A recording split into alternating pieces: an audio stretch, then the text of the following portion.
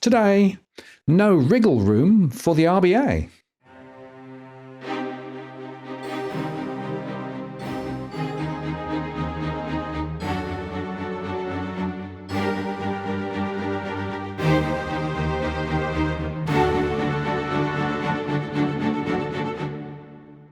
Hello again, it's Martin North from Digital Finance Analytics. Well, this post covering finance and property news. Well, the latest monthly inflation read was out today, and it suggests that rates will be higher for longer. While there was a drop, some of this was helped by government intervention, and some other factors in the incomplete monthly numbers were still strong. Now, it's worth remembering that the RBA started tightening later than its peers and shifted to smaller quarter-point moves earlier.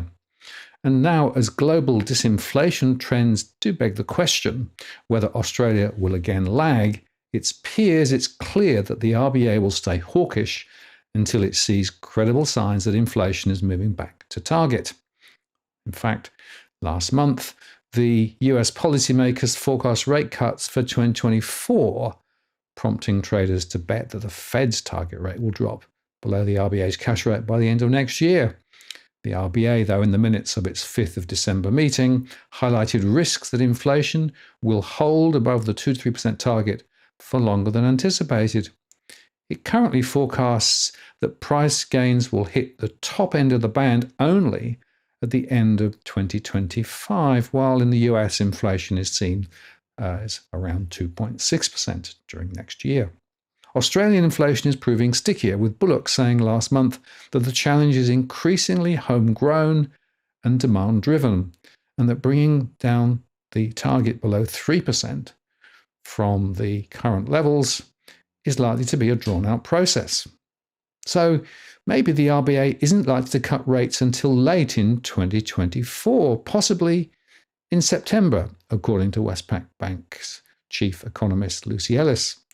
That will likely see the Australian dollar strengthen a little bit, and it could also cause local borrowing costs to come down more slowly than for the US, Ellis said. Now, the data that came out today, the monthly consumer price index indicator, rose 4.3% in the 12 months to November, according to the ABS. This month's annual increase of 4.3% is down from the 4.9% rise in October, and it's the smallest annual increase since January 2022. The most significant contributors to the November annual inflation increase was housing, up 6.6%, food and non-alcoholic beverages up 4.6%, insurance and financial services up 8.8%. That includes a lot of annual premium increases, and alcohol and tobacco up 6.4%. Now, CPI inflation is often impacted by items with volatile price changes like automotive fuel, fruit and vegetables, and holiday travel. So if you exclude those from the headline CPI, you can get an underlying inflation read. And when you exclude those volatile items from the monthly CPI, the annual rise in November was 4.8%.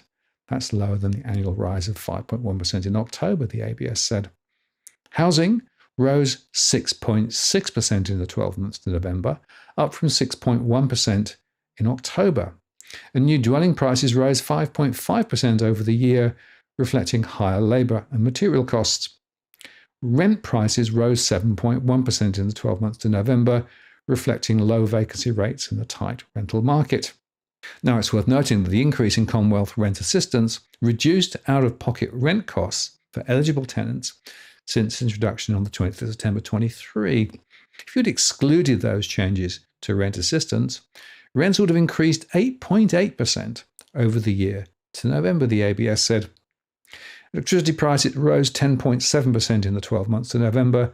That reflected increases in wholesale prices from annual price reviews from July. Energy price rises have been partially offset by the introduction of the Energy Bill Relief Fund rebates for eligible households from July 2023. Electricity prices have risen 8.8% since June 23. If you'd excluded those rebates, electricity prices would have increased 19% over this period, the ABS said. Food and non-alcoholic beverages rose 4.6% in the 12 months of November, down from 5.3% in October. Annual inflation for food and non-alcoholic beverages remained elevated in most categories, they said. Exceptions were categories with predominantly fresh food, such as meat and seafood, and fruit and vegetables, which continue to have low inflation due to favourable weather conditions, increasing supply, and also keeping prices lower, the ABS said. Automotive fuel prices rose 2.3% in the 12 months to November. That's down from the annual increase of 8.6% in October. In monthly terms, automotive fuel prices fell 0.5% as crude oil prices continued to soften, reaching a 5-month low. So annual inflation for automotive fuels fell from 19.7% in September 2023 to 2.3% in November. And that has been a significant contributor to the lower annual rise in the monthly CPI indicator over the past 2 months, the ABS said. So standing back, whilst there is some good news in some segments of the inflation read, and remember the monthly is not comprehensive in terms of it doesn't cover everything that goes into the final quarterly number, which will be out next month, but it also means that we've still got strong growth in rents. The cost of construction, particularly for new developments, are very high. And of course, we've still got strong movements with regard to energy costs. The offsetting oil price reduction has now passed through.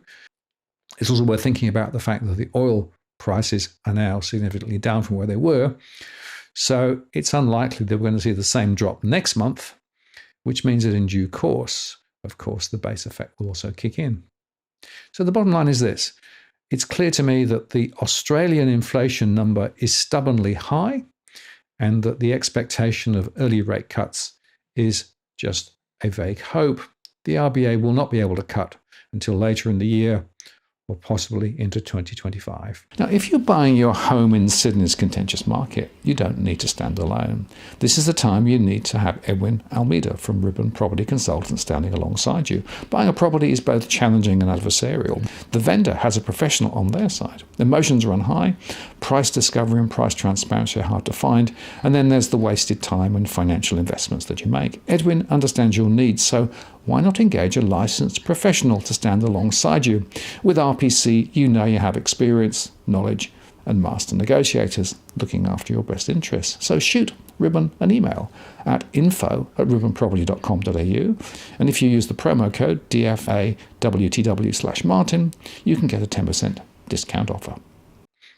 I'm Martin North from Digital Finance Analytics. Many thanks for watching, and I'll see you again next time.